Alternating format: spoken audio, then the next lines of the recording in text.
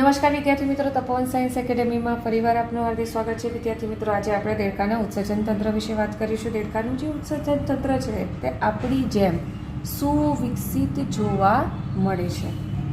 કોની જેમ? તો આપણી જેમ સુવિકસિત જોવા મળે છે. તો પહેલાં તો આપણે જોઈએ કે ઉત્સર્જન એટલે શું. તો ઉત્સર્જન એટલે કે નાઇટ્રોજનયુક્ત નકામા ઉત્સર્ગ દ્રવ્યોના નિકાલ કરવાની જે પ્રક્રિયા છે તો એ પ્રક્રિયાને ઉત્સર્જન કહેવામાં આવે છે. તો નાઇટ્રોજનયુક્ત નકામા ઉત્સર્ગ દ્રવ્યોના નિકાલ કરવાની પ્રક્રિયા. તો આ નાઇટ્રોજનયુક્ત નકામા ઉત્સર્ગ દ્રવ્યો કયા? તો યુરિયા, એમોનિયા. તો આ બધા શું છે? નાઇટ્રોજનયુક્ત નકામા ઉત્સર્ગ દ્રવ્યો છે. તો એના નિકાલ કરવાની જે પ્રક્રિયા છે તો એને ઉત્સર્જન કહેવામાં આવે છે. ત્રીજું છે યુરિક એસિડ. તો આ બધા નકામા ઉત્સર્ગ દ્રવ્યો છે.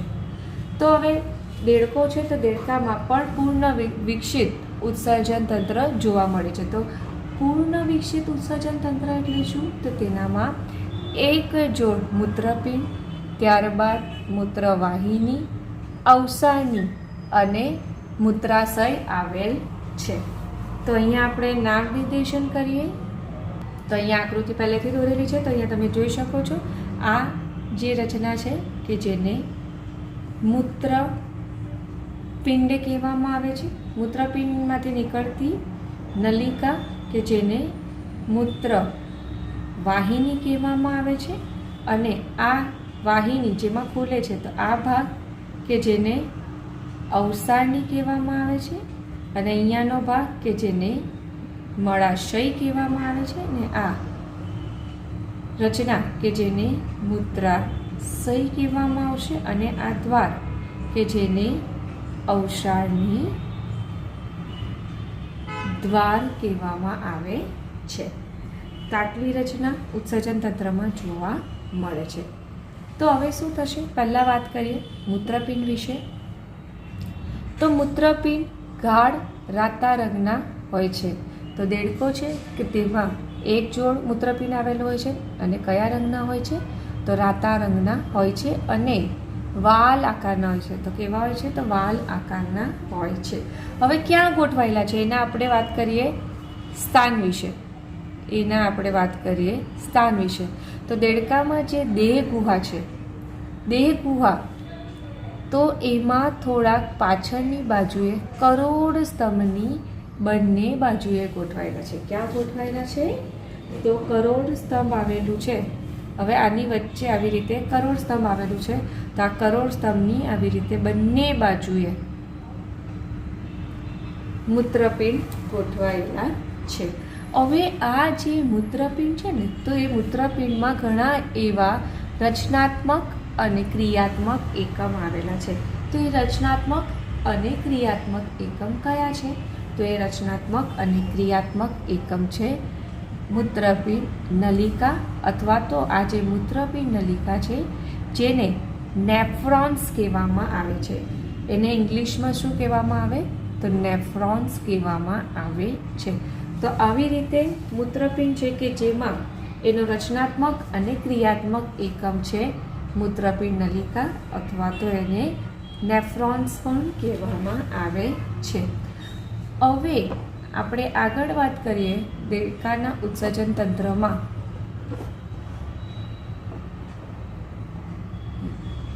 તો નર દેડકામાં કયા? તો નર દેડકામાં મૂત્રવાહિની મૂત્રપિંડમાંથી મૂત્રજનન વાહિની સ્વરૂપે બહાર નીકળે છે. કયા સ્વરૂપે નીકળે છે? તો અહીંયા વિદ્યાર્થી મિત્રો નર દેડકામાં જો મૂત્રવાહિની શબ્દ આપણે વાપરી શકીએ નહીં. કયો શબ્દ વાપરી શકીએ?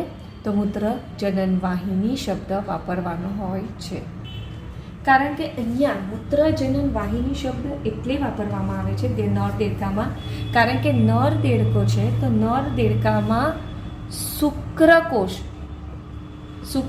જેને આપણે શું કહીએ? જનનકોષ કહીએ ને. તો નર દેડકો છે કે જેમાં શુક્રકોષનું વહન પણ મૂત્રવાહિની દ્વારા જ થાય છે.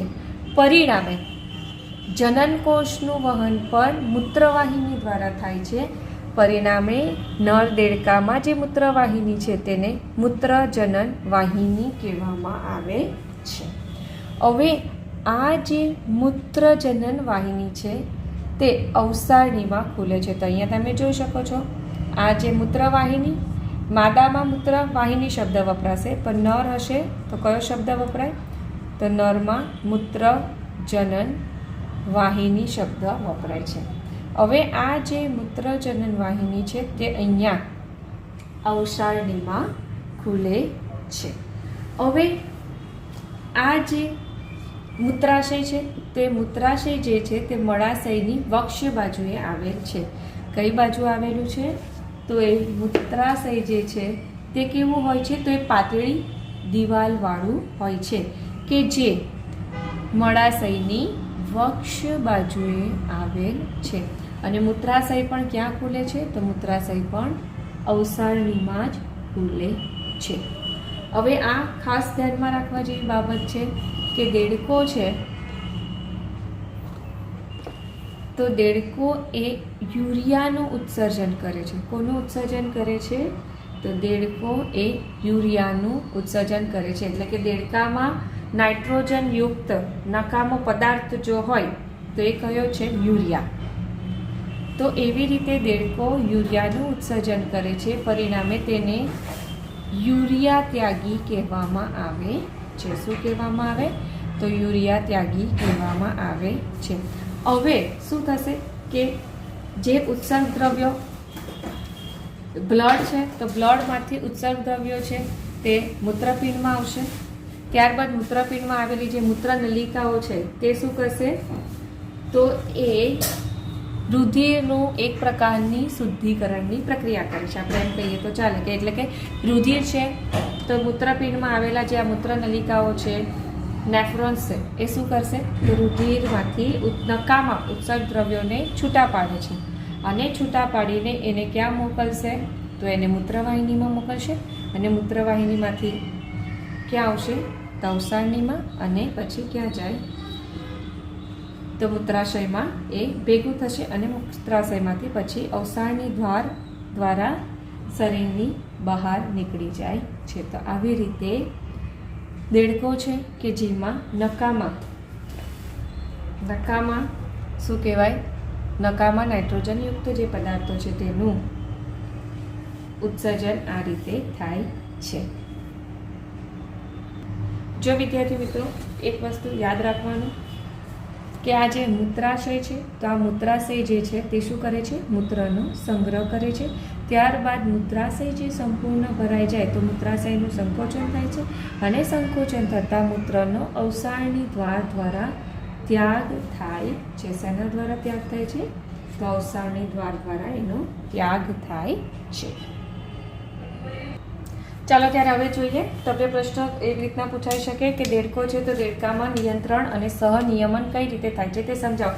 એટલે કે દેડકા છે તો દેડકામાં જે જુદી જુદી થતી ક્રિયાઓ છે તો એ ક્રિયાઓનું નિયંત્રણ અને સહનિયમન એટલે આપણે ઇંગ્લિશમાં એને કહીએ ને તો કોઓર્ડિનેશન કેવી રીતે થાય છે.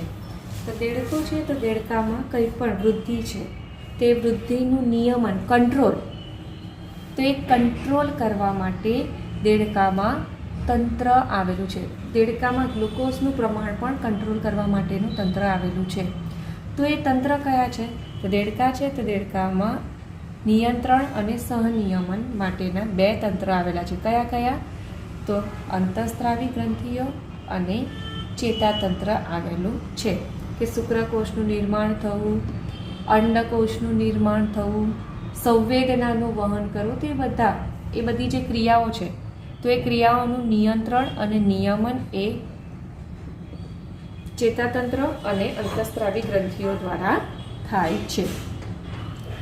તો શરીરના જુદા જુદા અંગોમાં રાસાયણિક સહનિયમન અંતઃસ્ત્રાવો દ્વારા થાય છે. અંતઃસ્ત્રાવો એટલે એક પ્રકારના રસાયણ,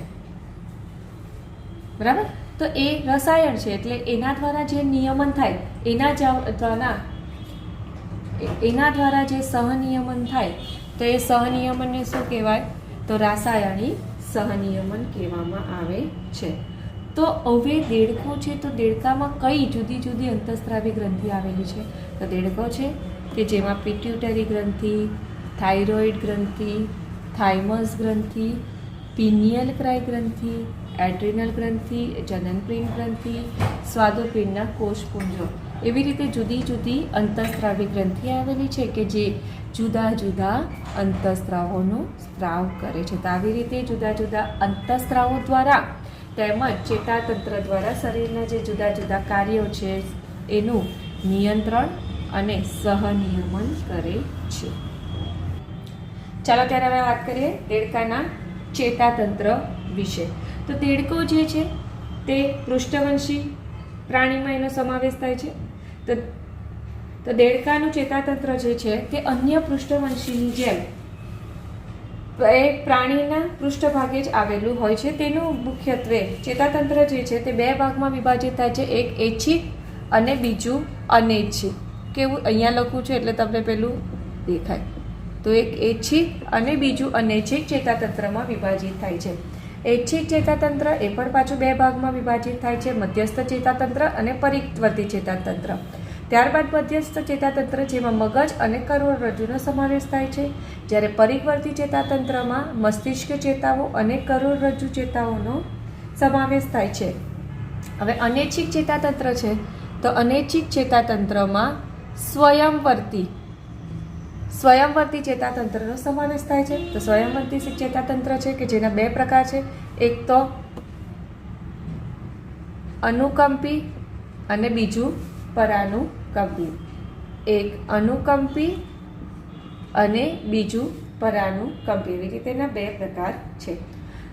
તો ચેતાતંત્ર મધ્યસ્થ ચેતાતંત્ર એટલે શું કહેવાય ખબર? આ દેડકાનું, ધારો કે આ દેડકાનું શરીર છે, તો અહીંયા મગજ છે અને અહીંયા કરોડરજ્જુ આવેલું છે. તો એના શરીરના મધ્ય ભાગમાં ચેતાતંત્ર આવેલું છે એટલે એને શું કહેવાય? મધ્યસ્થ ચેતાતંત્ર. ત્યારબાદ આ જે મગજમાંથી નીકળતી ચેતાઓ શરીરના જુદા જુદા ભાગોમાં જાય છે, એટલે કે પરિઘ વિસ્તારમાં જાય છે. આને શું કહેવાશે? તો આને પરિઘ વિસ્તાર કહેવાય. તો આ જે ચેતાઓ છે, મગજમાંથી નીકળતી ચેતાઓ, કરોડરજ્જુમાંથી ચેતાઓ જે નીકળે છે તે શરીરના પરિઘવર્તી ભાગમાં જાય છે. તો પરિણામે એ પ્રકારના ચેતાતંત્રને પરિઘવર્તી ચેતાતંત્ર કહેવામાં આવે છે. તો અહીંયા એ રીતે ના પાડેલા છે, મધ્યસ્થ ચેતાતંત્ર અને પરિઘવર્તી ચેતાતંત્ર. તો મગજમાંથી નીકળતી જે ચેતાઓ છે તેને મસ્તિષ્ક ચેતાઓ કહેવાય છે, અને કરોડરજ્જુમાંથી જે નીકળતી ચેતાઓ છે તેને કરોડરજ્જુ ચેતાઓ કહેવાય છે. તો દેડકો છે, તો દેડકામાં ના મગજમાંથી નીકળતી 10 જોડ મસ્તિષ્ક ચેતાઓ આવેલી છે. કેટલા જોડ? તો 10 જોડ મસ્તિષ્ક ચેતાઓ આવેલી છે. હવે આપણે મગજ વિશે વાત કરીએ દેડકાના. તો દેડકાનું જે મગજ છે તે મગજ હાડકાની બનેલી મસ્તિષ્ક પેટીમાં બંધ હોય છે. જેમ કે આપણામાં કેવું ખોપરી છે ને, એ ખોપરીની અંદરની બાજુએ મગજ આવેલું હોય, એવી રીતે દેડકામાં હાડકાની બનેલી એક પ્રકારની ખોપરી આવેલી છે, જેને આપણે શું કહીએ છીએ? મસ્તિષ્ક પેટી આવેલી છે. તે મસ્તિષ્ક પેટીની અંદર મગજ રક્ષાયેલું હોય છે. હવે મગજ જે છે તે મગજ 3 ભાગમાં વહેંચાયેલું છે. દેડકાનું જે મગજ છે તે કેમાં વહેંચાયેલું હોય છે? 3 ભાગમાં વહેંચાયેલું હોય છે. હવે તમને ખબર જ હશે મગજ ક્યાં આવેલું હોય? તો મગજ શીર્ષ ભાગમાં આવેલું હોય છે. તો દેડકાનું જે મગજ છે 3 ભાગમાં વહેંચાયેલું છે. પહેલું અગ્ર મગજ, બીજું મધ્ય મગજ અને ત્રીજું પશ્વ મગજ. હવે અગ્ર મગજ તો અહીંયા તમે આકૃતિમાં જોજો, આ દેડકાનો પૃષ્ઠભાગ છે, મગજનો પૃષ્ઠભાગ એટલે પાછળનો ભાગ, અને આ દેડકાના મગજનો વક્ષ ભાગ છે. મતલબ આ જે આકૃતિ છે તે દેડકાના મગજની છે. શેની છે? તો દેડકાના મગજની છે. તો આ દેડકાના મગજનો પૃષ્ઠ દેખાવ છે, જ્યારે આ દેડકાના મગજનો વક્ષ દેખાવ છે.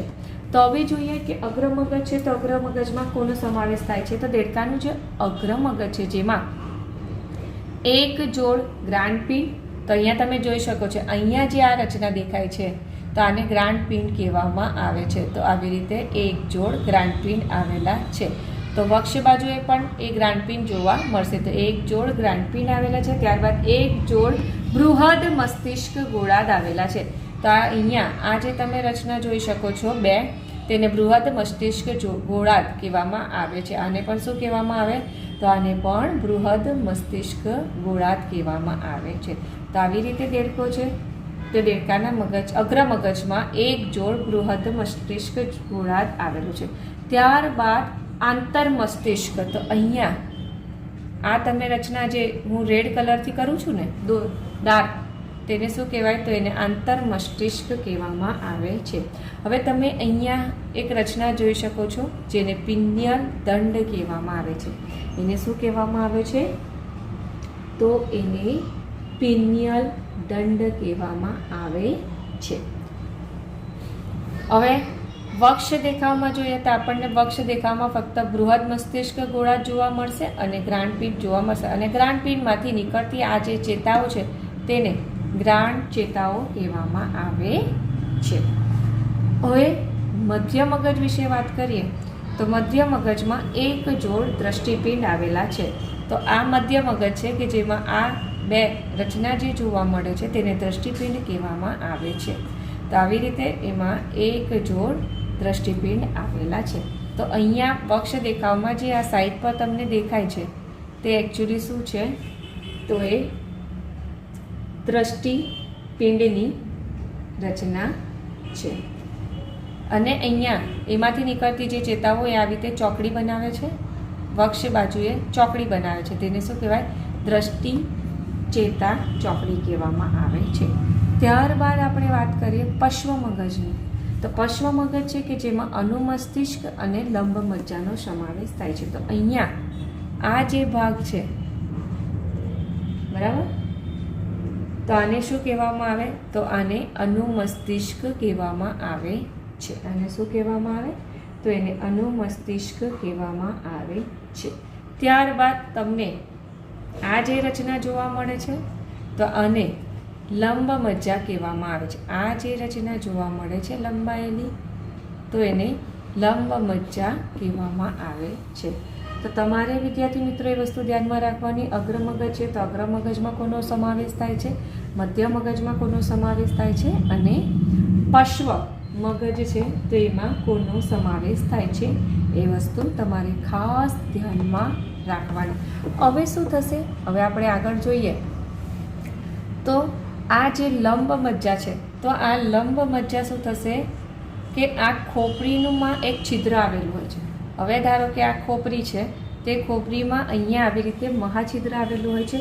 તો એ મહાછિદ્રમાંથી આ લંબ મજ્જા પસાર થઈને કરોડ સ્તંભમાં આવેલ કરોડરજ્જુ સાથે જોડાય છે. તો આવી રીતે અહીંયા કરોડરજ્જુ સાથે જોડાય છે. હવે આ મગજ છે ધારો કે, તો એ મગજમાં અહીંયા મહાછિદ્ર આવેલું છે. તો એ મહાછિદ્રમાંથી લંબ મજ્જા બહાર આવશે અને બહાર આવીને કરોડરજ્જુ સાથે જોડાય છે.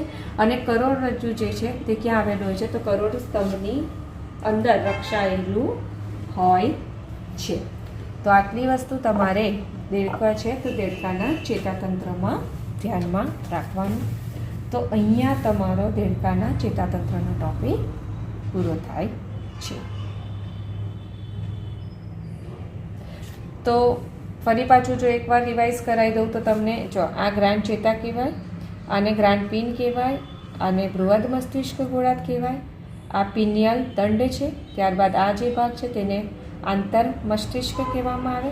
ત્યારબાદ આ જે અંડાકાર ગોળ રચના બે દોરેલી છે તેને દ્રષ્ટિપિંડ કહેવાય છે. અને આ દ્રષ્ટિપિંડ છે કે જે મધ્ય મગજમાં આવેલ છે. ત્યારબાદ પશ્વ મગજ, તો પશ્વ મગજમાં અનુમસ્તિષ્ક અને લંબ મજ્જા આવેલી છે.